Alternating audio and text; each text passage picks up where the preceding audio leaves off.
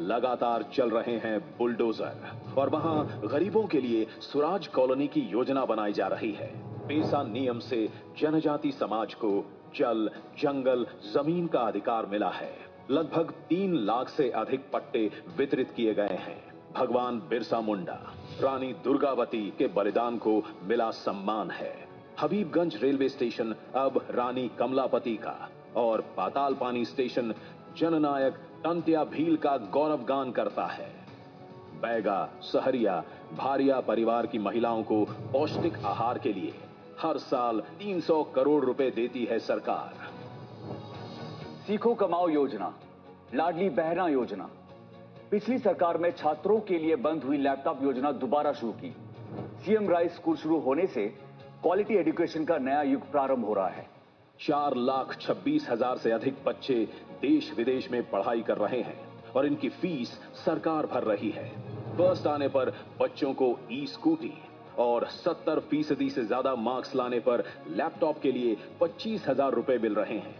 तब 2002 में मध्य प्रदेश में केवल 5 मेडिकल कॉलेज थे, अब हैं 24।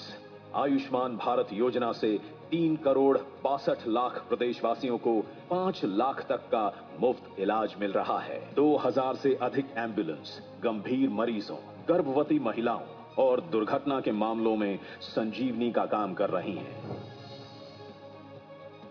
आज नीतियां स्पष्ट है, नियत साफ, इरादे नेक और दिशा सही है, तभी तो जनता साथ है।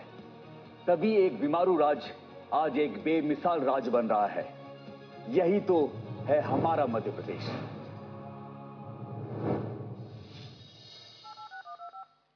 अभी हमने प्रदेश सरकार के 20 वर्षों के पर आधारित कार्यों की लघु फिल्म देखी और आइए देवी सज्जनों, अब केंद्र सरकार द्वारा पिछले 9 वर्षों में मध्य प्रदेश के लिए जो कार्य किए गए हैं, इस पर एक लघु फिल्म निर्मित की गई है, उसका भी हम सभी अवलोकन करें। मध्य प्रदेश, यहाँ वो भी एक दौर था जब डकैतों का भय, गुंडागर्दी, भूमाफियाओं का आतंक था, जब किसानों के सर पर डिफॉल्टर का कलंक था। वैसे संसाधन तब भी थे, अब भी हैं, लेकिन तब नीयत नहीं थी। आज मध्य प्रदेश में एक नया दौर आया है, गरीब कल्याण बदलाव साथ लाया है। स्वागत है आपका हिंदुस्तान के दिल, बेमिसाल मध्य प्रदेश में। प्रधानमंत्री नरेंद्र मोदी जी के नेतृत्व और मुख्यमंत्री शिवराज सिंह चौहान के प्रयासों से पिछले 20 सालों से मध्य प्रदेश निरंतर नए कीर्तिमान बना रहा है। पहले जिन गड्ढों में सड़कें हुआ करती थी, आज वहां मॉडर्न सड़कें हैं। पहले जहां 5,186 किलोमीटर नेशनल हाईवे थे, वहां आज 13,248 किलोमीटर नेशनल हाईवे हैं। 15,892 करोड़ रुपए की लागत से 88,502 किलोमीटर सड़कें गांव को तरक्की से जोड़ रही है। कभी डकैतों का गढ़ रहा चंबल आज नई गाथा लिख रहा है। वहां 5,000 करोड़ रुपए से 300 किलोमीटर लंबा चंबल एक्सप्रेस वे बन रहा है। मध्य प्रदेश आज नई और बड़ी मिसालें बनाने को तैयार है। तभी पहले की सरकार के 10 साल में मध्य प्रदेश को डेवलपमेंट के लिए मिले थे 1,99,000 करोड़ रुपए। वहीं मोदी सरकार ने केवल 9 सालों में उनके 4 गुना 8,33,000 करोड़ रुपए दिए हैं। बीते 9 वर्षों में रेलवे बजट 600 करोड़ से बढ़कर 13,000 करोड़ हुआ है। अमृत भारत स्टेशन योजना के तहत 982 करोड़ रुपए की लागत से 34 रेलवे स्टेशनों का कायाकल्प हो रहा है।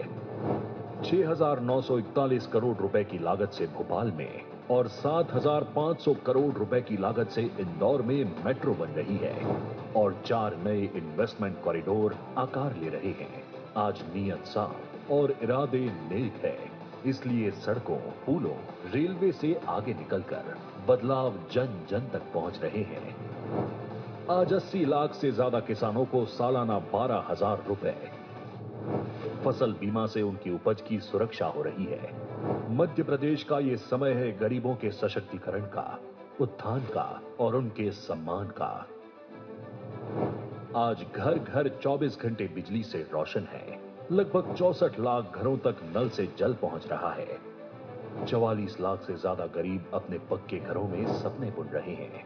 82,20,000 महिलाओं की रसोई में धुआं नहीं, उज्ज्वला दिखती है। जहां शौचालय को कभी घर में बनाना भी पाप समझा जाता था, वो आज महिला सम्मान का पर्याय बन गया है। आयुष्मान भारत से 3 करोड़ 62 लाख परिवारों को 5 लाख तक का निःशुल्क उपचार। इस दौर की एक खासियत है, इसने सपनों को साकार किया है, सुविधाओं का दायरा बढ़ाया है और युवाओं के हुनर को निखारा है। आज भोपाल में देश का पहला नर्सिंग एजुकेशन सेंटर बन रहा है। श्योपुर, नीमच, मंदसौर, राजगढ़ और मंडला में भी नए मेडिकल कॉलेज खुल रहे हैं। लाखों युवाओं का हुनर अपनी चमक चहुं और बिखेर रहा है। मुद्रा की शक्ति से जो युवा कभी नौकरी मांगते थे, वो नौकरी देने वाले बने हैं। कोरोना महामारी में 11 लाख से ज्यादा रेहड़ी पटरी वालों को पीएम स्वनिधि का साथ मिला। आज प्रधानमंत्री नरेंद्र मोदी के नेतृत्व में मध्य प्रदेश की सांस्कृतिक और आध्यात्मिक धरोहरों का भी पुनरुद्धार हो रहा है। महाकाल की नगरी उज्जैन में 705 करोड़ रुपए की लागत से महाकालेश्वर कॉरिडोर का कायाकल्प हो रहा है। उज्जैन स्टेशन से महाकाल कॉरिडोर तक रोपवे का निर्माण हो रहा है। 44 करोड़ रुपए की लागत से ओमकारेश्वर और 50 करोड़ रुपए से अमरकंटक को विकसित किया जा रहा है। स्वदेश दर्शन स्कीम के अंतर्गत मध्य प्रदेश में 350 करोड़ रुपए के कार्य पूर्ण कर दिए गए हैं। 7 शहर स्मार्ट सिटी के तौर पर विकसित किए जा रहे हैं। मोदी जी के नेतृत्व में आज मध्य प्रदेश ने ठान लिया है, एक नई उम्मीद के साथ आगे बढ़ना है, जन जन का जीवन आसान बनाना है। आत्मनिर्भर भारत के साथ मध्य प्रदेश को भी आत्मनिर्भर बनाना है। जय हिंद।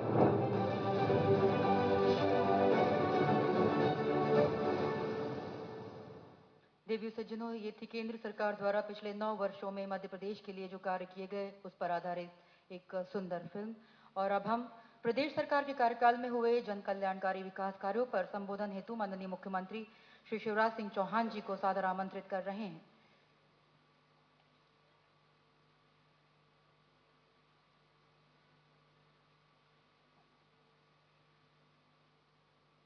केंद्रीय गृह मंत्री, सहकारिता मंत्री आदरणीय श्रीमान अमित शाह जी, प्रदेश अध्यक्ष वीडी शर्मा जी, गृह मंत्री मध्य प्रदेश नरोत्तम जी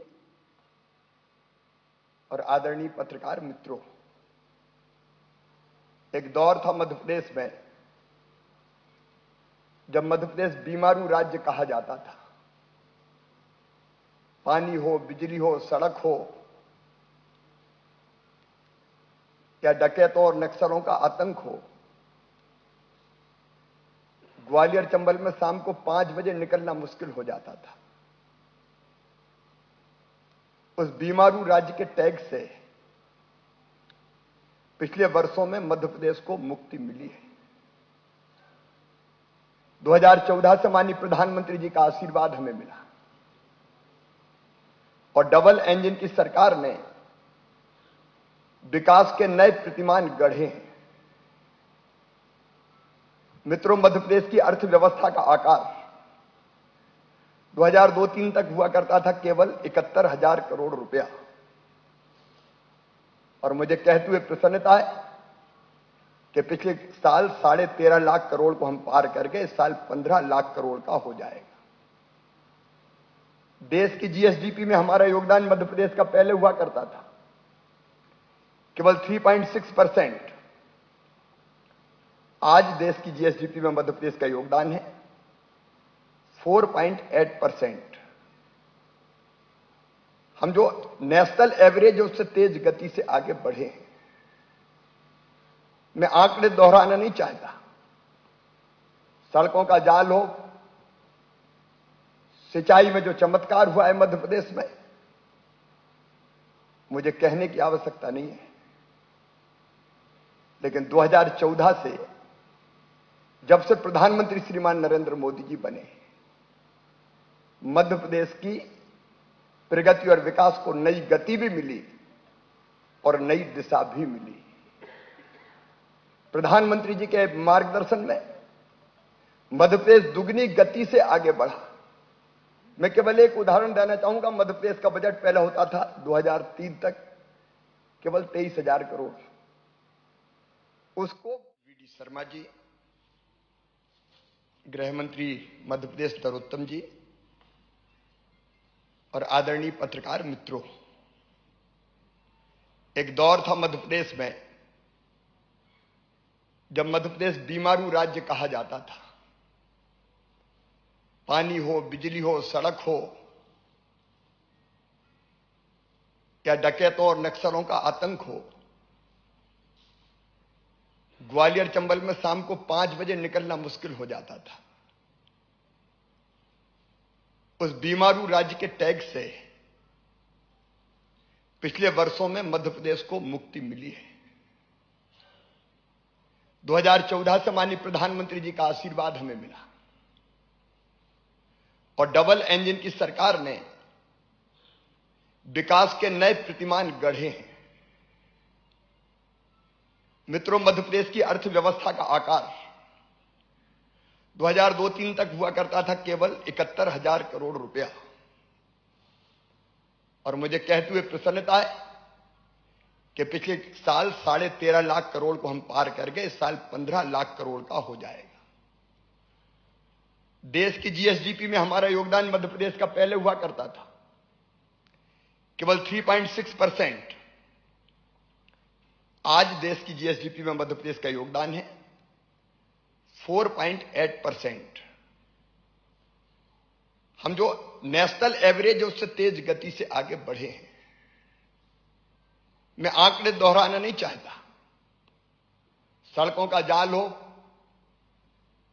सिंचाई में जो चमत्कार हुआ है मध्य प्रदेश में, मुझे कहने की आवश्यकता नहीं है।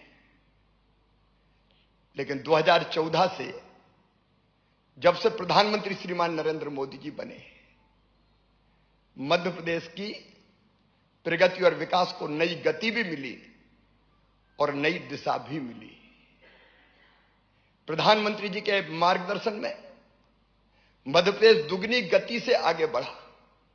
मैं केवल एक उदाहरण देना चाहूंगा। मध्य प्रदेश का माननीय मुख्यमंत्री जी, और आज गरीब कल्याण महाअभियान पर के 20 वर्षों के समर्पण प्रति आधारित एक गीत यहां पर निर्मित किया गया है, उसकी प्रस्तुति के लिए निवेदन।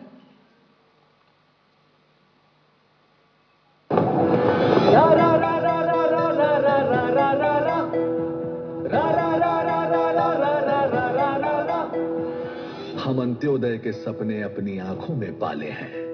हम गरीब कल्याण के हित में मेहनत करने वाले हैं। कभी खोखले किए न वादे, चट्टानों से अटल इरादे, ही गरीब की दूर समस्या, 20 साल की कठिन तपस्या। मेधावी विद्यार्थी से अब शिक्षा के उजियाले हैं। हम गरीब कल्याण के हित में मेहनत करने वाले हैं। मेहनत करने वाले हैं हम, मेहनत करने वाले हैं। सड़कों का है जाल बिछाया, घर घर नल से जल पहुंचाया। धुएं से जो आंखें जलती थी, मजबूरी जिनमें पलती थी। आज उज्ज्वला से गरीब आंखों में नए उजाले हैं। हम गरीब कल्याण के हित में मेहनत करने वाले हैं। उम्मीदों की कली खिली है, शक्ति बेटियों को भी मिली है। योजनाएं कन्या विवाह की, नए जीवन की नई राह की। लाडली बहनों के सपने अपनी आंखों में पाले हैं। हम गरीब कल्याण के हित में मेहनत करने वाले हैं। लाडली लक्ष्मी से बिटिया के भाग्य संवरने वाले हैं। हम गरीब कल्याण के हित में मेहनत करने वाले हैं। सीधे खाते में मदद है आई, भ्रष्टाचार अब नहीं है भाई। निर्धन किसान खुशहाल बना है, उत्पादन में मिसाल बना है। सम्मान निधि से हम किसान में हिम्मत भरने वाले हैं। हम गरीब कल्याण के हित में मेहनत करने वाले हैं। अन्नपूर्णा अब तक जारी, विधवाओं को नहीं लाचारी।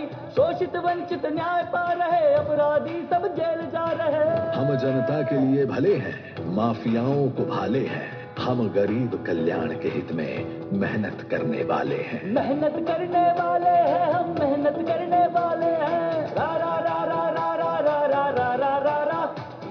पीएम ने आवास दिया है, ताकतवर विश्वास दिया है। अब गरीब की अपनी छत है, सिर्फ छत नहीं ये हिम्मत है। हम गरीब के सर पर छत की छाया धरने वाले हैं। आयुष्मान कार्ड से सबके स्वास्थ्य सुधरने वाले हैं। हम गरीब कल्याण के हित में मेहनत करने वाले हैं। मेहनत करने वाले हैं, हम मेहनत करने वाले हैं। रा रा रा रा रा रा रा रा रा रा रा।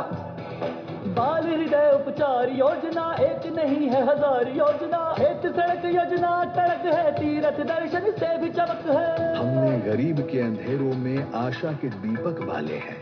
हम गरीब कल्याण के हित में मेहनत करने वाले हैं। मेहनत करने वाले हैं, हम मेहनत करने वाले हैं। 20 साल का दृढ़ विकास है, तब जनता में जगी आस है। अभी विकास की और प्यास है, यही हमारा इतिहास है। जो सोचा था नहीं किसी ने काम, वो भी कर डाले हैं।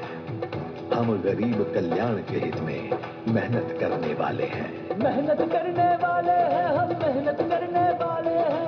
मेहनत करने वाले हैं, हम मेहनत करने वाले हैं।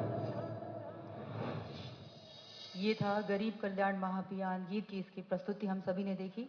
और आइए देवी सज्जनों, अब गरीब कल्याण महाअभियान के अंतर्गत 20 सालों के रिपोर्ट कार्ड के विमोचन के लिए माननीय मुख्य अतिथि महोदय केंद्रीय गृह मंत्री जी से निवेदन कि कृपया इस रिपोर्ट कार्ड का विमोचन अपने कर कमलों से करने की कृपा करें।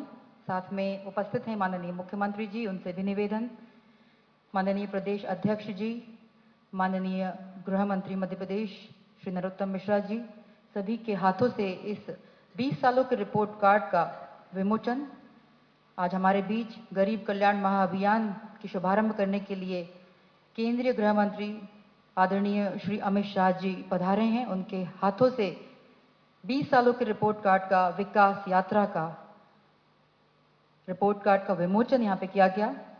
बहुत बहुत धन्यवाद। और रिपोर्ट कार्ड के विमोचन के बाद आदरणीय देवी सज्जनों, केंद्र तथा राज्य सरकार की उपलब्धियों पर संबोधन हेतु करबद्ध निवेदन माननीय मुख्य अतिथि महोदय केंद्रीय गृह मंत्री माननीय श्री अमित शाह जी से कृपया अपने संबोधन से हम सभी को कृतार्थ करें।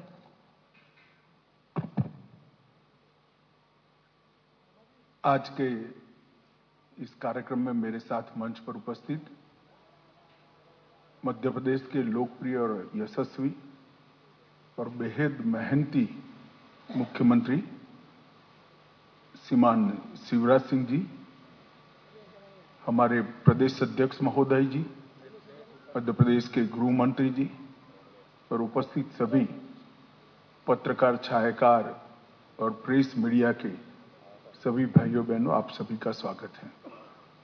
मुझे कोई संबोधन नहीं करना है, कुछ डिटेल देने का मैं प्रयास करूंगा। वैसे आप सब लोग ये सारी चीजों से अवगत हैं, परंतु किस होलिस्टिक अप्रोच के साथ हमने एक बीमारू राज्य को देश के सबसे विकसित राज्यों में 20 साल में पहुंचाने का प्रयास किया है और आगे आजादी के अमृत काल के समय में क्या दृष्टिकोण लेकर मध्य प्रदेश को भारतीय जनता पार्टी आगे ले जाना चाहती है। मोदी जी ने देश के मध्य भाग, उत्तरी छोर और पूर्वी क्षेत्र को विकास के थ्रस्ट एरिया के रूप में पहचान कर जो विशेष प्रयास किए हैं, इसकी भी बात मैं करना चाहूंगा। मित्रों, मध्य प्रदेश राज्य का गठन 1956 में हुआ। 56 के पहले विंध्य प्रदेश, मध्य भारत और भोपाल स्टेट, वहां पर भी कांग्रेस का शासन था और 50 से 2003 तक 53 वर्ष में 6-7 साल छोड़कर पूरा समय कांग्रेस का शासन रहा। मैं इसलिए बताना चाहता हूं कि आज जो लोग दावे कर रहे हैं, उनको सबसे पहले ये 53 साल का विकास का हिसाब देश की जनता के सामने, मध्य प्रदेश की जनता के सामने रखना चाहिए। कांग्रेस के शासन में 53 साल में मध्य प्रदेश को क्या विरोध मिला? तो एक बीमारू राज्य का विरोध मिला। 1980 के दशक में एक जाने माने आर्थिक विश्लेषक श्री आशीष बोस ने राजीव गांधी जी को एक पेपर प्रस्तुत किया था। उन्होंने इसमें बीमारू शब्द का प्रयोग किया था और बीमारू शब्द का प्रयोग किया था उस उद्देश्य से किया था कि पूरे देश की ग्रोथ रेट को, विकास दर को अगर कोई 4 राज्य नीचे ला रहे हैं तो ये बीमारू राज्य ला रहे हैं। और बीमारू राज्य का शब्द प्रयोग 4 राज्यों के पहले अक्षर से लिया गया था। बिहार, संयुक्त मध्य प्रदेश जो आज का मध्य प्रदेश और छत्तीसगढ़ है, राजस्थान और उत्तर प्रदेश। ये 4 राज्य देश की विकास दर की नीचे लाने के लिए जिम्मेदार है, ऐसा आशीष बोस जी ने एक पेपर के अंदर इसको रखा था। और तब यूनाइटेड नेशंस और अंतर्राष्ट्रीय सभी विकास दर के मानांक तय करने वाली सभी एजेंसियों में ये 4 राज्यों को राइट ऑफ स्टेट कर कर उल्लेख किया जाता है कि इसमें कुछ सुधर ही नहीं सकता है। ये 4 राज्य राइट ऑफ स्टेट माने जाते हैं और वो सभी सर्वेक्षणों ने भी ये बीमारू राज्य को भारत के ग्रोथ की बाधा के रूप में वर्णित किया गया। 2003 में श्रीमान बंटाधार की सरकार को हटाकर मध्य प्रदेश की जनता ने एक ऐतिहासिक निर्णय दिया। उमा भारती जी के नेतृत्व में भारतीय जनता पार्टी की सरकार बनी। उसके बाद उमा भारती जी, बाबूलाल जी और 2005 से अब तक श्रीमान शिवराज सिंह जी के नेतृत्व में भारतीय जनता पार्टी ने ये बीमारू शब्द से मध्य प्रदेश को मुक्ति दिलाने का काम किया है। बीते 20 साल गरीबी से मुक्ति का सुवर्ण काल मध्य प्रदेश में साबित हुआ है और आगामी 25 साल में संपूर्ण विकसित राज्य बनाने की नींव डालने का काम ये 20 साल के अंदर हुआ है। इसके साथ साथ आत्मनिर्भर मध्य प्रदेश बनाने की नींव डालने का भी काम हुआ है, चाहे स्वास्थ्य का क्षेत्र हो, औद्योगिक विकास हो, इरिगेशन का रकबा हो, कृषि विकास हो, युवाओं के लिए पढ़ाई लिखाई के सभी आयाम मध्य प्रदेश में ही उपलब्ध करने हो, अपनी स्वभाषा में मेडिकल और इंजीनियरिंग की पढ़ाई लिखाई करनी हो, हर दृष्टि से एक आत्मनिर्भर मध्य प्रदेश बनाने का एक नींव डालने का काम ये 20 साल में हुआ है। और मैं मध्य प्रदेश की 9 करोड़ की जनता को भरोसा दिलाने आया हूं कि आने वाले अमृत काल का समय मध्य प्रदेश को देश के सबसे विकसित राज्यों की श्रेणी में रखने के लिए और संपूर्ण आत्मनिर्भर राज्य बनाने की दिशा में हम काम करेंगे। जो मध्य प्रदेश कभी बीमारू कहा जाता था उसको अब बेमिसाल विकास का राज्य कहा जाता है।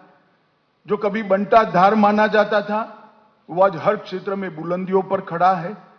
हर क्षेत्र को पिछड़ा माना जाता था, आज विकास के दृष्टि से हर पैरामीटर में मध्य प्रदेश आगे दिखाई पड़ता है। और कभी जिसको बर्बाद कर राइट ऑफ किया गया था वो आज समृद्ध और खुशहाल राज्यों की श्रेणी में आया है। 20 साल में बिजली, पानी, सड़क, शिक्षा, स्वास्थ्य, अर्थव्यवस्था, सुशासन और कानून और व्यवस्था, ये सारे पैरामीटर्स के अंदर आमूल चूल परिवर्तन किया है।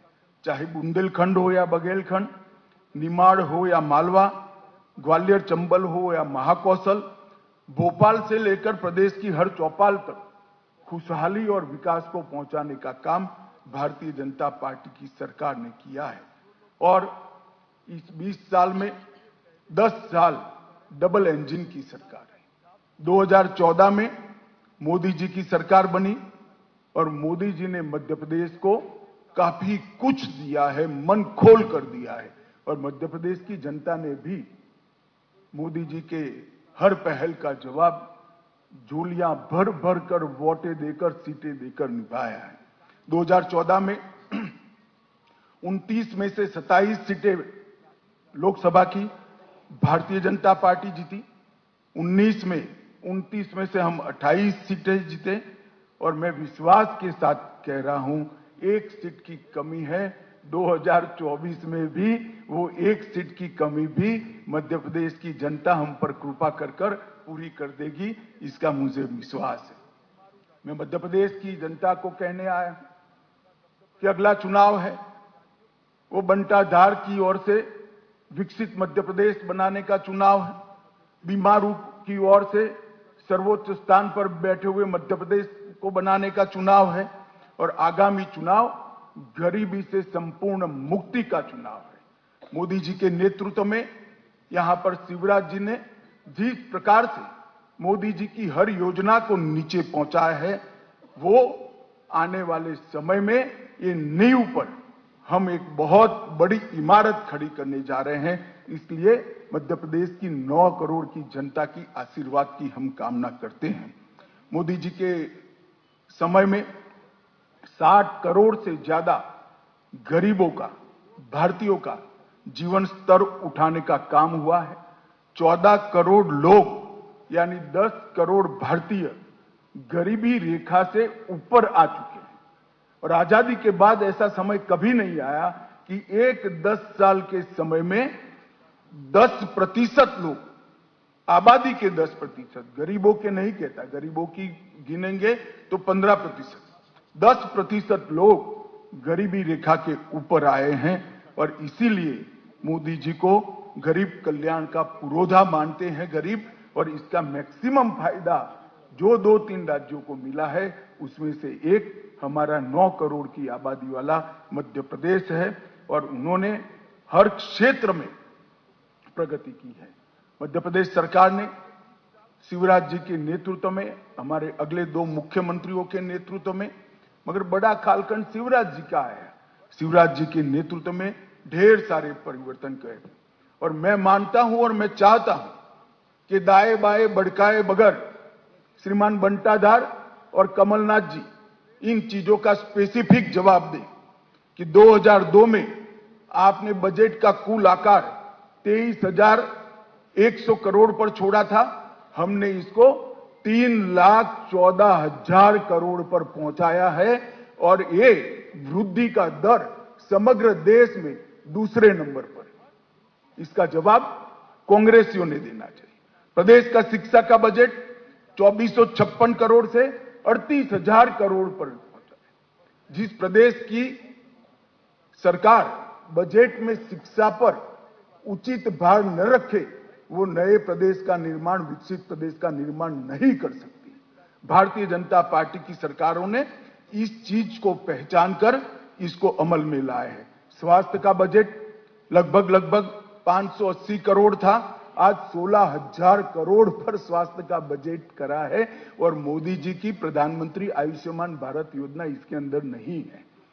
सर्व शिक्षा अभियान का बजट जो प्राथमिक शिक्षा को इंगित करता है 844 करोड़ से 7,000 करोड़, लगभग 6650 करोड़ और मध्याह्न भोजन को गिन ले तो 7,000 करोड़ को क्रॉस किया है। एससी, एसटी और ओबीसी का बजट बंटाधार जब छोड़कर गए तब केवल और केवल 1,056 करोड़ था और मैं चाहूंगा कि श्रीमान बंटाधार और कमलनाथ जी इसका जवाब दें। एससी, एसटी और ओबीसी मिलकर बहुत बड़ी जनसंख्या मध्य प्रदेश की आबादी की होती है। आप सिर्फ 1,056 करोड़ खर्च करते थे, भारतीय जनता पार्टी की सरकारों ने 1,056 करोड़ से बढ़ाकर 64,390 करोड़ तक इसको पहुंचाया है। प्रति व्यक्ति आय जो राज्य के सर्वांगीण विकास के लिए द्योतक होती है, आप 11,700 रुपया छोड़कर गए थे। भारतीय जनता पार्टी ने 11,700 रुपये से बढ़ाकर मध्य प्रदेश की प्रति व्यक्ति आय को 1,40,000 रुपया करने का काम किया है। मैं मित्रों शिवराज जी को यहां पर बहुत मन से साधुवाद देना चाहता हूं। 11,700 से 1,40,000 तक प्रति व्यक्ति आय पहुंचाना सारे पैमानों का रिकॉर्ड तोड़ने वाला विकास है। मोदी जी और शिवराज जी की जोड़ी ने मध्य प्रदेश को यहां तक पहुंचा है। एमएसएमई जो रोजगारी के लिए महत्वपूर्ण है, सालाना रजिस्ट्रेशन उस वक्त 4,297 उद्योगों का होता था और अब 3,61,545 उद्योगों का रजिस्ट्रेशन होता है। सड़क निर्माण, पहले तो सड़क जो निर्मित हुई थी वो भी सड़क में गड्ढा था या गड्ढे में सड़क थी मालूम नहीं पड़ता। मैं कई बार दाहोद के रास्ते से महाकाल के दर्शन करने आया था, गहरी नींद में दाहोद तक सोते थे। जैसे ही एमपी शुरू होता था गाड़ी गड्ढे में गिरते ही नींद उड़ जाती थी।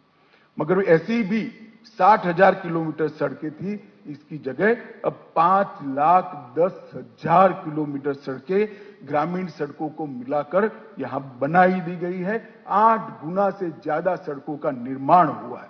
राष्ट्रीय राजमार्ग 4800 किलोमीटर से बढ़कर 13,000 किलोमीटर हुआ है, करीब करीब 3 गुना बढ़ा है। कृषि विकास दर 6.5 गुना बढ़ी है। एमएसपी पर गेहूं की खरीदी, जो लोग एमएसपी के लिए चिल्लाते हैं, और अभी तो मुझे आश्चर्य है जिन्होंने कभी भी हाथ में हल नहीं पकड़ा, वो कमलनाथ जी एमएसपी की बात कर रहे थे।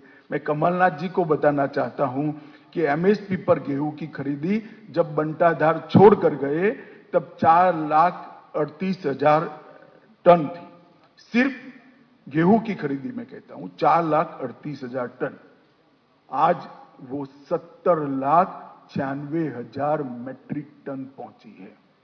क्या गुमराह करें आप किसानों को। धान की खरीदी 0.95 लाख मतलब 95,000 मैट्रिक टन थी और आज धान की खरीदी 46,30,000 मैट्रिक टन तक पहुंची है। इसका जवाब बंटाधार और कमलनाथ की जोड़ी ने देना चाहिए। राशन के लाभार्थी परिवार अब 52 लाख छोड़कर गए थे।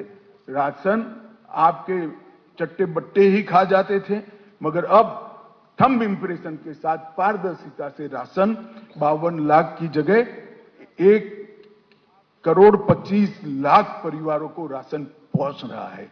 मेडिकल की सीटें अब 620 छोड़कर गए थे, अब 4,000 से ज्यादा बन चुकी है। एकलव्य आदर्श विद्यालय जो आदिवासी बच्चों के रेसिडेंस स्कूल का कंसेप्ट है, एक भी नहीं बना आपने 53 साल में। हमारे समय में 63 बन चुके हैं। आईआईटी की संख्या 159 छोड़कर गए थे, आज 1,014 है। और पर्यटकों की संख्या, क्योंकि रोड भी अच्छे हुए, पर्यटन स्थानों का भी विकास हुआ है, 64 लाख तक थी, अब ये 9 करोड़ को क्रॉस कर गई है। मैं स्पष्टता से आज कांग्रेस के नेताओं का आह्वान करना चाहता हूं, इधर उधर गलत आरोप मढ़कर मध्य प्रदेश की जनता को गुमराह करने की जगह ये हमारे रिपोर्ट कार्ड का आप जवाब दीजिए, और हिम्मत है तो आपके 50 साल का रिपोर्ट कार्ड लेकर आइए। भारतीय जनता पार्टी ने सार्वजनिक जीवन में एक परंपरा खड़ी करी है। हमने राजनीति के अंदर जवाबदेही की परंपरा तय की। जहां जहां हमारी सरकार है, 5 साल के बाद चुनाव में जाते हैं तो हमने क्या करा है इसका हिसाब लेकर जाते हैं। तो मध्य प्रदेश सरकार ने तो ठीक किया ही। कांग्रेस के लोगों को मैं पूछना चाहता हूं कि आपने मध्य प्रदेश को कितना अन्याय किया, इसका भी हिसाब दीजिए आप। मध्य प्रदेश में सालों तक ऊपर भी कांग्रेस की सरकारें रही, नीचे भी कांग्रेस की सरकार रही, क्या दिया मध्य प्रदेश को? आंकड़े देकर 9 करोड़ की जनता के सामने आइए आप नहीं आएंगे मुझे मालूम है, इसलिए मैं आंकड़े देना चाहता हूं।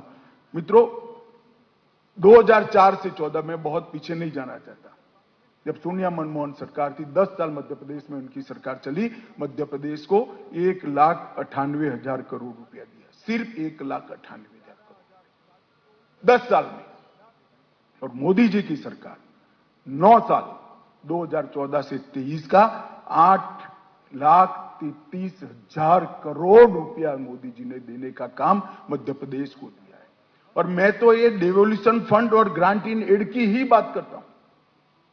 विकास की अनेक परियोजनाएं जो आई, जो और लाखों करोड़ का हिसाब है, हर गरीब के घर में लाभ पहुंचे हैं, जिसका हिसाब भी लाखों करोड़ का होने जा रहे हैं, इसकी बात नहीं करता। मैं डिवोल्यूशन फंड और ग्रांट इन एड की ही बात कर रहा हूं। और मेरा फिर से एक बार आग्रह है और पत्रकार मित्रों से भी आग्रह है, हमसे जो नाराजगी हो, मगर एक सवाल तो बंटा धार और कमलनाथ को पूछने का बनता है कि भाई इसका रिपोर्ट कार्ड जरा आप पेश करिए, आपका हिसाब पेश करिए। मित्रों, किसान सम्मान निधि 91 लाख किसानों को फायदा मिलता है, 19,000 करोड़ का फायदा अब तक पहुंच चुका है। ये मोदी जी ने जो सारी योजनाएं बनाई है, नीचे तक डबल इंजन की सरकार ने पहुंचाई, और मोदी जी ने भी योजनाएं बनाने में भी कमी नहीं छोड़ी और योजनाओं के ऊपर किसी भी प्रकार की कटौती नहीं रखी, लक्ष्यांक नहीं रखा है। संपूर्ण सैचुरेशन ही मोदी सरकार का लक्ष्यांक है। पहले क्या आता था, टुकड़े टुकड़ों में विकास होता था। भाई 25,000 शौचालय बनाने हैं, अब आता है कि हर घर में शौचालय होना चाहिए। 10,000 घरों में बिजली पहुंचानी है, अब मोदी जी कहते हैं हर घर में बिजली होनी चाहिए। हर गरीब को घर मिलना चाहिए, हर गरीब के घर में पीने का पानी मिलना चाहिए, हर गरीब के घर में गैस का सिलेंडर पहुंचना चाहिए। संपूर्ण सैचुरेशन की दिशा में गरीब कल्याण का कंसेप्ट स्वतंत्र भारत में अगर किसी ने किया है तो हमारे प्रधानमंत्री नरेंद्र मोदी जी ने किया है, और इसीलिए मोदी जी को बार बार जनादेश प्राप्त होता है। फसल बीमा 25,000 करोड़ का फायदा मिला है।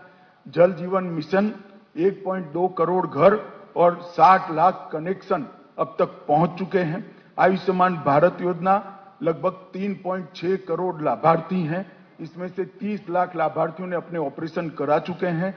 लगभग 80 लाख शौचालयों का निर्माण पूरा हो चुका है। अन्न योजना लगभग 1.2 करोड़ कार्ड में 5.1 करोड़ लाभार्थियों को प्रति व्यक्ति प्रति माह 5 किलो अनाज फ्री ऑफ कॉस्ट दे दिया जा रहा है। लगभग 10,87,000 गैस के सिलेंडर बांटे हैं, जिसमें से 1,20,000 SC और ST है। प्रधानमंत्री आवास योजना 42 लाख लोगों को घर दिया गया है, संस्थाएं भी दी है। भारतीय सूचना प्रौद्योगिकी संस्था IIIT, राष्ट्रीय डिजाइन संस्था NID भी देने का काम किया है। राष्ट्रीय राजमार्गों के निर्माण में 4,000 किलोमीटर के नए राजमार्ग दिए हैं, जो कांग्रेस के कुल शासन से ज्यादा हैं। लगभग 5400 अरब रुपये से तैयार होने वाली दिल्ली मुंबई औद्योगिक कॉरिडोर, इसमें इंदौर शहर को शामिल किया गया है। 31,000 करोड़ की लागत से 906 किलोमीटर लंबा नर्मदा एक्सप्रेसवे का विचार किया है। 5,000 करोड़ की लागत से 300 किलोमीटर की भारत माला परियोजना को हम आगे लेकर आए हैं, और 5 वित्तीय वर्षों में, सिर्फ 5 वित्तीय वर्षों में हमने 72,000 किलोमीटर सड़कों की लंबाई को बढ़ाने का काम। मित्रों, ये जो विकास के पैरामीटर्स है, उसका जवाब मध्य प्रदेश की 9 करोड़ की जनता ने श्रीमान बंटाधार और कमलनाथ के सामने मांगा। इधर इधर की बात मत करिए भाई। मध्य प्रदेश का काफिला क्यों लूटा था, इसका जवाब दीजिए, और आपके समय में लूटा है। रेलवे में 12,000 करोड़ रुपया की लागत से 11 कॉरिडोर और कई सारे 35 से ज्यादा रेलवे स्टेशनों की विकास की बात की है।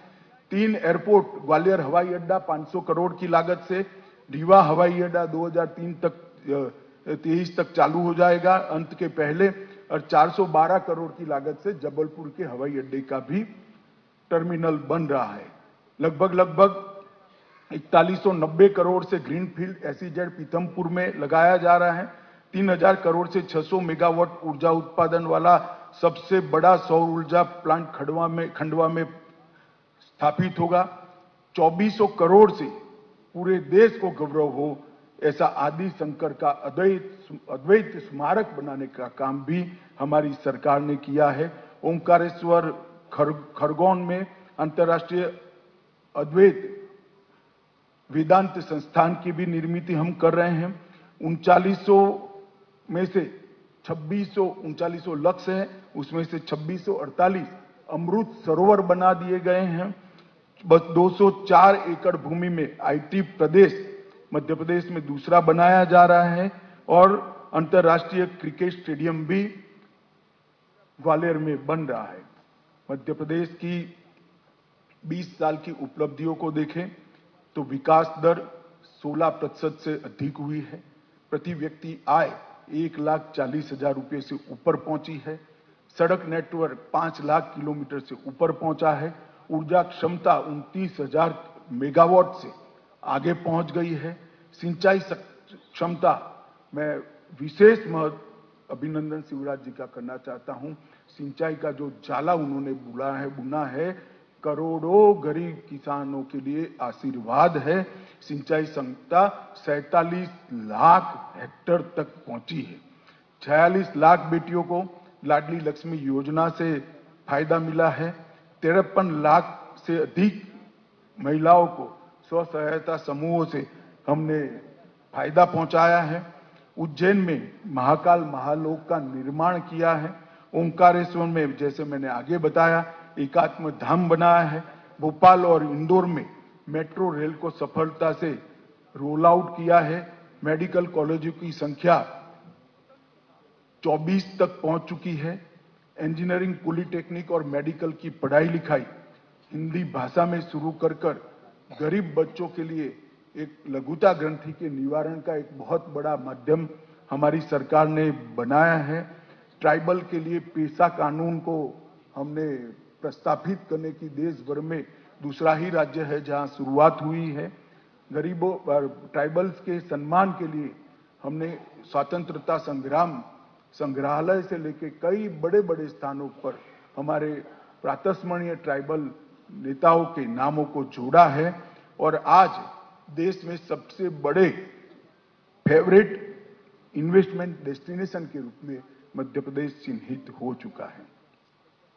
मित्रों, बीच में 15 महीने कांग्रेस की सरकार भी रही। एक प्रकार से मध्य प्रदेश की 9 करोड़ की जनता के लिए एक 15 महीने का कांग्रेस का शासन तुलनात्मक अभ्यास के लिए, कंपैरेटिव स्टडी के लिए उपलब्ध है।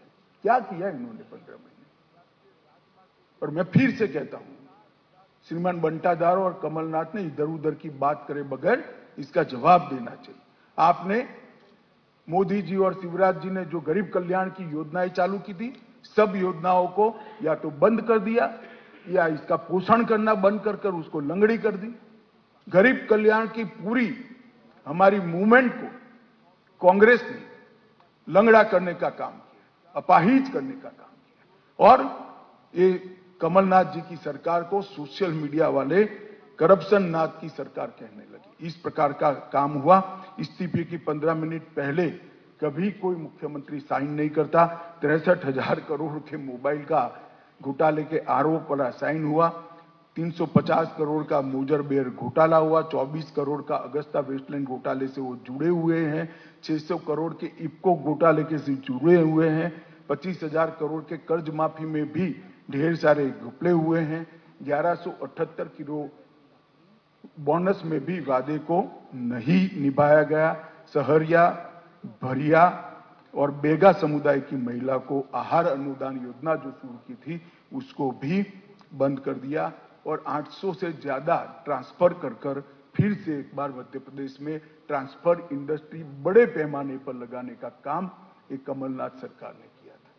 उन्होंने अपने 1.5 साल का 15 महीने की शासन का जवाब मध्य प्रदेश की जनता को जरूर पॉलिटिकल वेंडेटा को तहसील तक पहुंचाने के अलावे उन्होंने कुछ नहीं किया। गरीब कल्याण की योजनाओं को बंद करने के अलावे कुछ नहीं किया। मित्रों, आपके माध्यम से मैं मध्य प्रदेश की 9 करोड़ की जनता को ये कहने आया हूं, मोदी जी ने एक आत्मनिर्भर भारत के निर्माण का, संपूर्ण विकसित भारत के निर्माण का बीड़ा उठाया है। देश भर में आमूलचूल परिवर्तन हुआ है। देश की अर्थव्यवस्था 11वें नंबर पर थी, अब 5वें नंबर पर पहुंच चुकी है। लगभग 14 करोड़ लोग गरीबी की रेखा से ऊपर उठकर आ गए हैं। क्लाइमेट चेंज के क्षेत्र में आज भारत विश्व का नेतृत्व कर रहा है। जीरो टॉलरेंस टुवर्ड्स टेररिज्म के क्षेत्र में भी भारत विश्व का नेतृत्व कर रहा है और ग्लोबल नैरेटिव सेट कर रहा है। G20 भारत की संस्कृति, भारत के विकास और भारत के भविष्य को दुनिया भर में पहुंचाने वाला एक बड़ा जरिया बना है। पहली G20 समिट है कांग्रेस के कई नेता कहते कि कई देशों में G20 समिट हुई, मगर ये पहली समिट है जिसमें सभी प्रदेशों को मौका मिला है। कांग्रेस के प्रदेश हैं, शासित प्रदेश है, उनको भी मिला है और 59 स्थानों पर विश्व भर के नेताओं को पहुंचाने का काम किया है। हमारी विविधता वाली संस्कृति, कई भाषाएं, हमारी भूषाएं, हमारे व्यंजन और हमारी विकास की गाथा का सबसे बड़ा संदेश अगर किसी एक घटना से गया है तो G20 से गया है। और 14 देशों ने ये 9 सालों में 14 देशों में जो विश्व का रिकॉर्ड है, किसी भी नेता को, किसी भी राष्ट्राध्यक्ष का सम्मान दुनिया के 14 देशों ने अपने सर्वोच्च सम्मान से नहीं किया है। हम सब के लिए गर्व की बात है, नरेंद्र मोदी जी को 14 देशों ने अपने सर्वोच्च सम्मान से सम्मानित किया है। ये 14 देशों ने जो सम्मान किया है वो नरेंद्र मोदी जी या भारतीय जनता पार्टी का सम्मान नहीं है, ये नरेंद्र मोदी व्यक्ति का सम्मान नहीं है। 14 देशों ने जो सर्वोच्च सम्मान दिया है वे भारत की विकास की गाथा को दिया है। भारत की 140 करोड़ की जनता का सम्मान विश्व के 14 करोड़ देशों ने दिया है। आजादी के बाद ऐसे 10 साल शायद ही आए होंगे और मोदी जी ने एक संकल्प लिया है, जल्द ही हम विश्व में तीसरी अर्थव्यवस्था बनकर उभरेंगे। 5 ट्रिलियन अमेरिकी डॉलर की अर्थव्यवस्था हम बनेंगे। 2047 तक संपूर्ण आत्मनिर्भर और विकसित राष्ट्र भी बनेंगे और नए भारत का निर्माण भी करेंगे। और कांग्रेस ने इतने सालों में क्या किया, मैं कुछ घोटाले आपको जरूर बताना चाहता हूं। श्रीमान बंटाधार ने इसका जवाब देना चाहिए, कमलनाथ ने इसका जवाब देना चाहिए। जब जब आपको शासन मिला, घोटाले के अलावे आपने कुछ नहीं किया।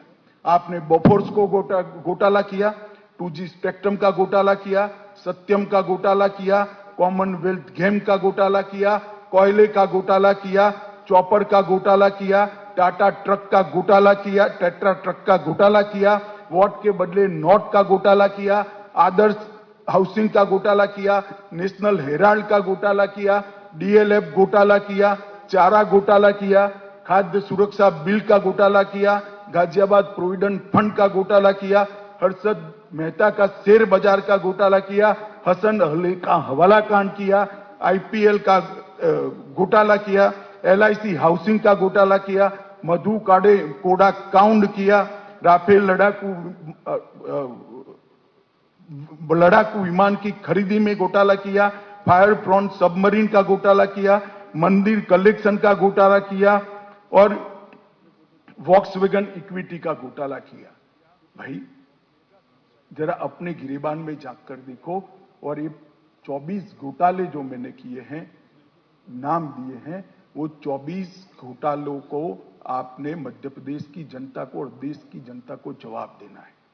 मित्रों, मोदी जी के नेतृत्व में आज भारत कई क्षेत्रों में नंबर 1 पर पहुंचा है। डिजिटल लेन देन में नंबर 1, LED बल्ब वितरण में नंबर 1, सबसे बड़े स्वच्छता कार्यक्रम में नंबर 1, टीकाकरण में नंबर 1, दाल उत्पादन में नंबर 1, दूध उत्पादन में नंबर 1, जूट उत्पादन में नंबर 1, बाजार उत्पादन में सबसे पहले और सबसे अधिक रेल इंजन बनाने वाला देश अगर कोई है तो हमारा भारत है। 2 नंबर पर मोबाइल, सीमेंट, स्टील, कॉटन, चाय और स्टार्टअप में नंबर 3 और मोटर व्हीकल में भी नंबर 3। आप मुझे ये पूछेंगे कि ये सारा भारत का यहां क्यों गिना रहे हैं। मैं इसलिए गिनाना चाहता हूं कि अगले 5 साल के लिए मध्य प्रदेश की जनता ने फैसला करना है, मध्य प्रदेश की जनता ने निर्णय करना है। इस 24 घोटालों की सूची में मध्य प्रदेश को शामिल होना है या नंबर 1 और नंबर 2 बनाने वाली सूची में मध्य प्रदेश को शामिल होना है। अगर घोटालों की सूची में शामिल होना है तो दिन की प्रतिष्ठा ऐसे 2 नेता है ही है, श्रीमान बंटाधार और श्री कमलनाथ। और भारत को विकसित बनाने की सूची में अगर शामिल होना है, नंबर 1 और 2 की सूची में शामिल होना है, तो मोदी जी के नेतृत्व में यहां पर भारतीय जनता पार्टी की सरकार बनानी पड़ेगी। और 20 साल से गरीब कल्याण का जो हमने यज्ञ शुरू किया है उसको और गति देने की पड़ेगी। आप सबके माध्यम से मैं 9 करोड़ की मध्य प्रदेश की आबादी से, जनता जनार्दन से आशीर्वाद की अपेक्षा करता हूं। आपने हमेशा श्रीमान कुशाभाऊ के समय से हमें हमेशा आशीर्वाद दिया है। मध्य प्रदेश भारतीय जनता पार्टी के सबसे मजबूत संगठनों में से एक संगठन वाला प्रदेश है। यहां पर गांव तक, कस्बे तक हमारा संगठन फैला हुआ है। बूथ तक, बूथ के मतदाता सूची के पन्ने तक हमारा संगठन फैला हुआ है। ये भी आपके आशीर्वाद के बगैर, जनता के आशीर्वाद के बगैर संभव नहीं है। आज मैं एक सदस्यता अभियान भी लॉन्च करने वाला हूं ग्वालियर में। स्थापित होगा 2400 करोड़ से पूरे देश को गौरव हो ऐसा आदि शंकर का अद्वैत स्मारक बनाने का काम भी हमारी सरकार ने किया है। ओंकारेश्वर जुड़िए में अंतर्राष्ट्रीय अद्वैत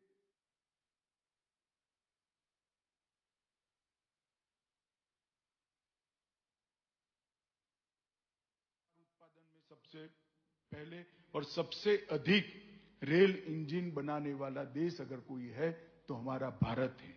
2 नंबर पर मोबाइल, सीमेंट, स्टील, कॉटन, चाय और स्टार्टअप में नंबर 3 और मोटर व्हीकल में भी नंबर 3। आप मुझे ये पूछेंगे कि ये सारा भारत का यहां क्यों गिना रहे हैं। मैं इसलिए गिनाना चाहता हूं कि अगले 5 साल के लिए मध्य प्रदेश की जनता ने फैसला करना है। मध्य प्रदेश की जनता ने निर्णय करना है। इस 24 घोटालों की सूची में मध्य प्रदेश को शामिल होना है या नंबर 1 और नंबर 2 बनाने वाली सूची में मध्य प्रदेश को शामिल होना है। अगर घोटालों की सूची में शामिल होना है तो दिन की प्रतिष्ठा ऐसे 2 नेता है ही है, श्रीमान बंटाधार और श्री कमलनाथ। और भारत को विकसित बनाने की सूची में अगर शामिल होना है, नंबर 1 और 2 की सूची में शामिल होना है, तो मोदी जी के नेतृत्व में यहां पर भारतीय जनता पार्टी की सरकार बनानी पड़ेगी। और 20 साल से गरीब कल्याण का जो हमने यज्ञ शुरू किया है उसको और गति देने की पड़ेगी। आप सबके माध्यम से मैं 9 करोड़ की मध्य प्रदेश की आबादी से, जनता जनार्दन से आशीर्वाद की अपेक्षा करता हूं। आपने हमेशा श्रीमान कुशाभाऊ के समय से हमें हमेशा आशीर्वाद दिया है। मध्य प्रदेश भारतीय जनता पार्टी के सबसे मजबूत संगठनों में से एक संगठन वाला प्रदेश है। यहां पर गांव तक, कस्बे तक हमारा संगठन फैला हुआ है। बूथ तक, बूथ के मतदाता सूची के पन्ने तक हमारा संगठन फैला हुआ है। ये भी आपके आशीर्वाद के बगैर, जनता के आशीर्वाद के बगैर संभव नहीं है। आज मैं एक सदस्यता अभियान भी लॉन्च करने वाला हूं ग्वालियर में।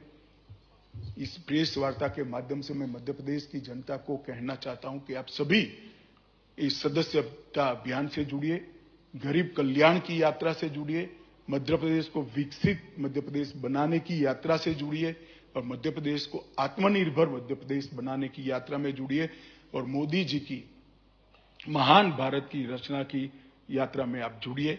यही मेरी मध्य प्रदेश की जनता से अभ्यर्थना है। धन्यवाद। धन्यवाद माननीय गृह मंत्री जी। अब संक्षिप्त एक प्रश्नों का एक सत्र है। मैं सभी मूर्धन्य और महनीय बंधुओं से आग्रह करूंगा कि सबसे पहले अपना नाम और अपने संस्थान का नाम करके माननीय गृह मंत्री जी को अपना प्रश्न संबोधित करें। जी जी जी जी जी, एक एक करके। सरवन जी 1 मिनट। शरद जी का प्रश्न। आदरणीय शरद जी। 1 सेकंड। इतने छोटे फोरम में डिसिप्लिन रह ही सकती है, आप जरा भी चिंता मत करें, मैं सबका जवाब दूंगा। बताइए आप।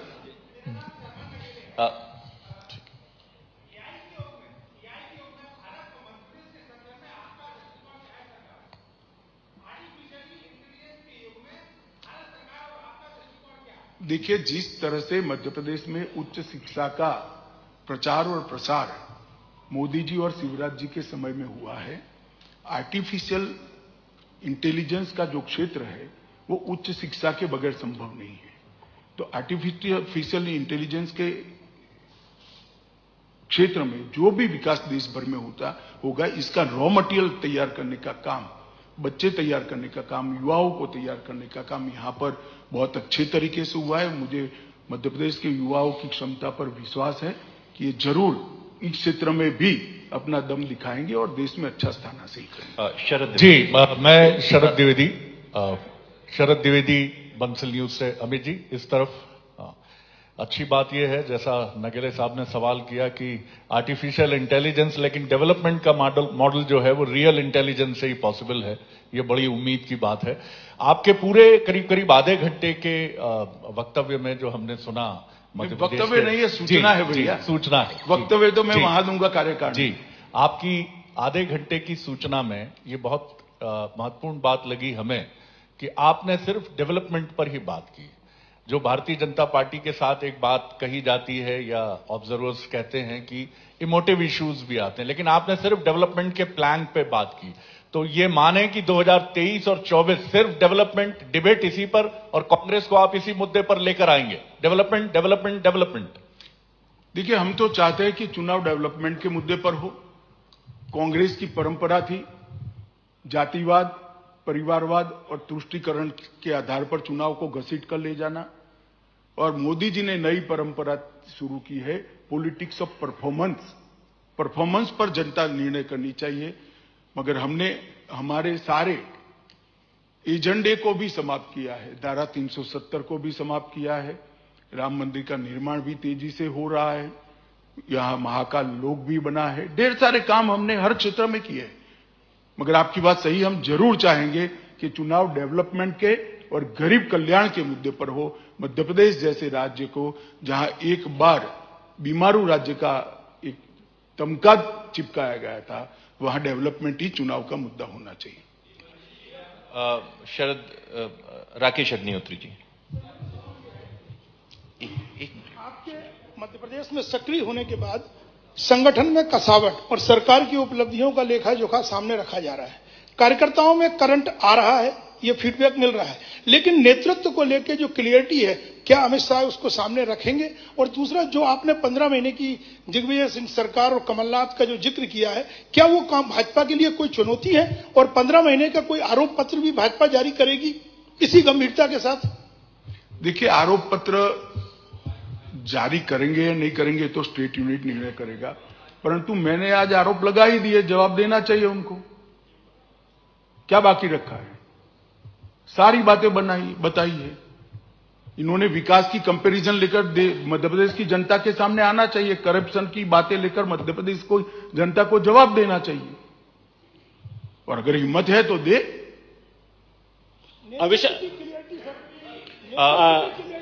रविंद्र जी। मंत्री जी, मैं रविंद्र जैन हूं और अग्निवाण में यहां संपादक हूं। आपने आज कहा अभी कि मध्य प्रदेश के मुख्यमंत्री अति मेहनती, जो आपने उल्लेख किया, निश्चित तौर पर परिश्रमी। क्या यह सही है कि अगले चुनाव में यदि आपको बहुमत मिलता है तो शिवराज जी ही मुख्यमंत्री रहेंगे? देखो भैया, ऐसा है, शिवराज जी मुख्यमंत्री है ही, और पार्टी का काम आप क्यों करने लगे हो? हमारी पार्टी का काम है, हम तय करेंगे। चलिए, अमित शाह जी, अभी शिवराज जी मुख्यमंत्री ही है और हम चुनाव में हैं। पार्टी का काम करेगी। मेरा आप सभी से अनुरोध है कि मोदी जी और शिवराज जी के नेतृत्व में जो कुछ हुआ है, कृपया जनता पर पहुंचाइए, तो विकास का एजेंडे पर चुनाव सेटराइट हो, और कांग्रेस भी अपने विकास की बात करती है तो उसको भी पहुंचाइए। अनिल गुप्ता जी। अनिल जी।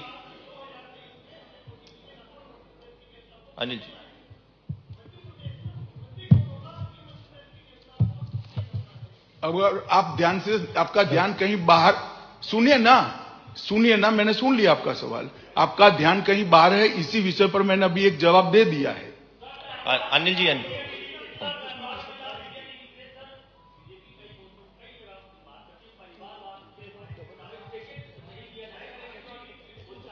ऐसे एक करके।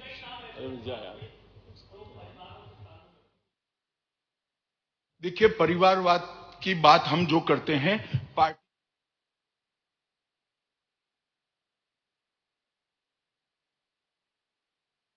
की है।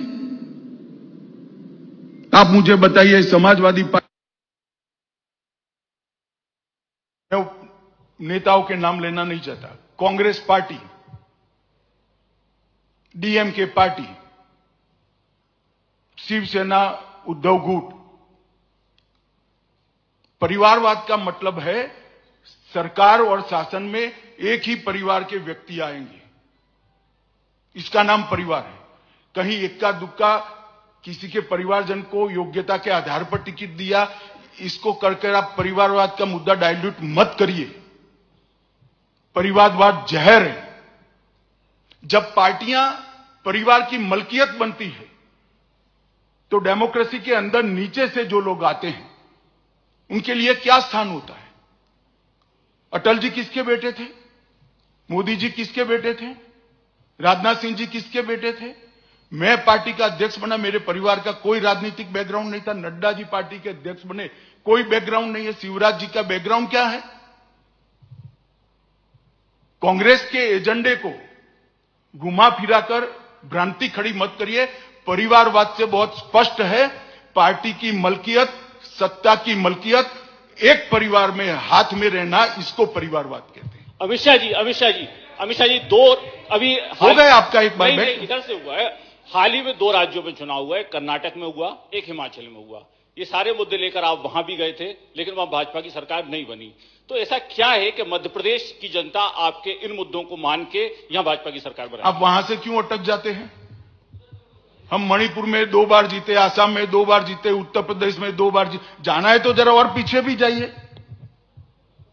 भाई। हम तो हारते हारते पार्टी बने हैं, हमारा कुछ नहीं था 50 में, मगर जीत का सबसे ज्यादा अच्छा रिकॉर्ड अगर किसी एक पार्टी का है तो भारतीय जनता पार्टी का है। पंचायत से पार्लियामेंट तक, और 30 साल के बाद 2 बार पूर्ण बहुमत की सरकार बनाने का सम्मान अगर किसी को है तो हमारे नेता नरेंद्र मोदी जी को है। हेलो, मेरा सर मैं प्लीज सर मैं ऐसे कैओटिक सिचुएशन मत करिए। सर मैं मनीष शर्मा हूं पंजाब केसरी का। ये पंजाब केसरी से धरना नहीं है, बैठ जाइए press conference. Hello, Rajesh Sarothiya ji. मैं राजेश सरोठिया हूं, चीफ एडिटर दोपहर मेट्रो। मेरा ये कहना है कि चुनाव के समय जिस तरह से मुफ्तखोरी की योजनाओं की जो बाढ़ लगती है और कंपटीशन चलता है, ये अल्टीमेटली अगले 5 साल के लिए जो एक्सचेकर्स मनी है उससे आपकी जो सामान्य योजनाएं हैं ये उन पर सब पर प्रभाव पड़ता है। तो क्या भारतीय जनता पार्टी जो कि बहुत अच्छी उसकी बातें करती है, तो ये कोई एक पहल करेगी कि चुनाव आयोग के सामने आप ये घोषणा पत्र में जो कहते हैं कि मुफ्त के सिलेंडर, मुफ्त की फलाने, मुफ्त की बिजली, ये कैसे करेंगे आप? आपके पास बजट में क्या प्रावधान किया है और वो राज्य सरकार की जो प्रदेश की जनता है उस पर प्रभाव नहीं पड़ेगा? समझ गए, बैठ जाइए। पहली बात तो हमने चुनाव के समय में नहीं किया है। आप हमारी सारी योजनाओं को देखिए। हर घर में शौचालय प्रधानमंत्री जी ने 2015 में घोषित किया, कोई चुनाव नहीं था।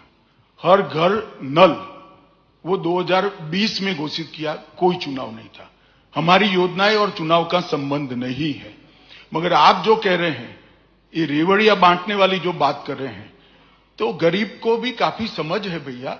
मोदी जी ने 1 लाख का घर दिया और कोई 200 रुपए का बिल माफ करेगा तो 1 लाख का घर भूलकर 200 रुपए के बिल माफी को वोट नहीं देगा। हमें मालूम पड़ता है इतना। और हम सस्टेनेबल ग्रोथ को और लाइफस्टाइल को अपग्रेड करने में विश्वास रखते हैं। ये हमारा फर्म विश्वास है कि गरीब को गरीबी की अवस्था से बाहर निकालना और उसकी आय को बढ़ाना, ये दोनों को ध्यान में रखकर नरेंद्र मोदी जी ने सारी योजनाओं को बनाया है। हमारी राज्य सरकारों ने सारी योजनाओं को बनाया है और इस पर हम फर्मली आगे बढ़ रहे हैं। सर मैं मनीष शर्मा हूं पंजाब केसरी से। मेरा प्रश्न है, बहन जी बाद में आप पूछेगा। मेरा प्रश्न है, इसके बाद आप पूछेगा। सर मेरा प्रश्न है, कांग्रेस पर आपने चौतरफा हमले किए और कहा कि आपकी सरकार ने डेवलपमेंट किया है। कांग्रेस का कहना है कि जब उन्होंने मध्य प्रदेश छोड़ा था दिग्विजय सिंह के समय, जब बहुत कम कर्जा था, आज मध्य प्रदेश सरकार पर कई गुना कर्जा है। तो आप बता सकते हैं कि जब दिग्विजय सिंह ने मध्य प्रदेश छोड़ा था और आपकी सरकार बनी, तब कितना कर्जा था और अब कितना कर्जा है? आपका अभ्यास जरा कच्चा है, आप कांग्रेस की बात में आ गए हैं। बजट की रकम जो है, बजट का जो आकार है, इसके अनुपात में, प्रतिशत में हमारा कर्जा कम है।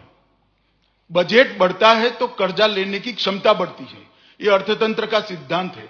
आप जरा किसी अर्थशास्त्री के साथ बैठिएगा तो मुझसे ज्यादा अच्छा समझा देगा। धनंजय जी, नवदुनिया।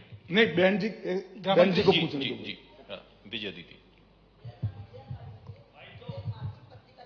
जगत विजन और कुछ पोस्ट वगैरह भी लिखती हूँ। अमित शाह जी, अभी आपने कहा कि शिवराज जी के इसमें 20 साल में बहुत विकास हुआ, विकास की गंगा बह गई। इस आधार पे आप कह सकते हैं कि आपको कितने वोट मिले, कितनी सीटें लेंगे आप? बहन जी, कोई अंक शास्त्री या ज्योतिष को ही मिलना पड़ेगा आपको। नहीं, इस पे अंदाज तो लगता ही है। धनंजय जी। मैं नई दुनिया से धनंजय प्रताप सिंह हूं। मेरा सवाल है, 2018 के चुनाव में भाजपा का वोट प्रतिशत बढ़ा लेकिन सीट घटी, सत्ता से आप बाहर हो गए। उस समय क्या कमी रही थी जो 2023 में पूरी हो गई है और क्या बदलाव आया है इस चुनाव में? देखिए, 2018 में 2015 से कांग्रेस ने एक सोची समझी रणनीति के तहत गुजरात, मध्य प्रदेश, राजस्थान और कई राज्यों में जाति के आंदोलन खड़े करने का प्रयास किया था और जातिवाद का जहर जनता में घोलने का प्रयास किया था। 2018 का चुनाव जातिवाद के घोले हुए जहर की परछाई में हुआ था, फिर भी हमें 1 लाख वोट ज्यादा मिले थे कांग्रेस से। और इस बार उनके 15 महीने का शासन भी देख लिया है और हमारा रिकॉर्ड है ही है। मध्य प्रदेश के साथ एक ताजा कंपेरेटिव एनालिसिस करने के लिए उदाहरण उपलब्ध है। हमें पूरा भरोसा है कि आज देश की जो राजनीतिक स्थिति है, मध्य प्रदेश की जो राजनीतिक स्थिति है, हम बहुत बड़े बहुमत के साथ मध्य प्रदेश में सरकार बनाने जा रहे हैं। मनोज शर्मा जी। मनोज जी।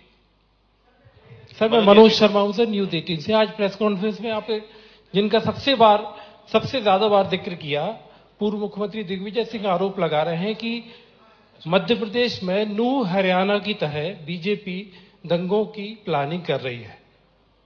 चलिए, दिग्विजय सिंह को ऐसी आगाहियां करने का स्वभाव है। जो आदमी के मन में होता है ऐसी ही बात मुंह से निकलती है। 1 महीने बाद दिग्विजय को पूछ लेना कि दंगा क्यों नहीं हुआ। सर, गृहमंत्री जी। सुनील शर्मा जी, प्रदेश। गृहमंत्री जी, मेरा एक सवाल है। 1 मिनट। मैं हेमेंद्र शर्मा हूं आज तक से। हेमंत जी बैठिए ना, 1 मिनट सुनील जी का, फिर उसके बाद आते हैं आप। सुनील जी बोलिए, बिना माइक के बोलिए। गणेश जी, अब आप पूछिए। अरे यार, मैं मध्य प्रदेश आऊं, इसमें आपको क्या आपत्ति है? भले आदमी ऐसा क्यों करते हो? जहां चुनाव है वहां मैं हमेशा जाता हूं। आपके पास ठीक से रिकॉर्ड उपलब्ध नहीं है, मेरी ऑफिस आपको भेज देगी। गृहमंत्री जी, हेमंत जी। गृहमंत्री जी, मैं हेमेंद्र शर्मा हूं।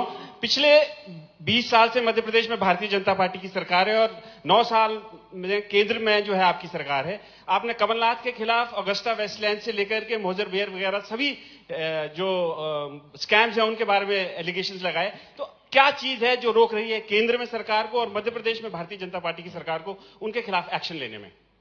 नहीं, एक्शन देखिए, हमने कभी भी पॉलिटिकल वेंडेटा से एक्शन नहीं लिए। ये मैंने जो सारे घोटाले किए, वो सारे घोटालों के खिलाफ हमारी जांच चल ही रही है। 1 सेकंड भैया, सुनो, बहुत महत्वपूर्ण सवाल है। भाई साहब बैठ जाइए। संजय जी बैठो ना, अभी आपका भी क्रम आएगा, बैठिए। हमारी जांच चल रही है। आप कांग्रेस के नेता का, किसी भी नेता का भाषण सुनिएगा तो हाय तौबा मिलेगी एजेंसियों के दुरुपयोग की। वो जांच है, मगर जांच की एक गति होती है और जांच कोर्ट के नियमों के अनुसार होती है। इसमें एक समय लगता है। अगर ये स्पॉन्सर है कमलनाथ जी का सवाल, कमलनाथ जी ने स्पॉन्सर किया है, तो उनको ऐसी गलती नहीं करनी चाहिए थी, क्योंकि इससे जांच की गति भी तेज हो सकती है। गणेश जी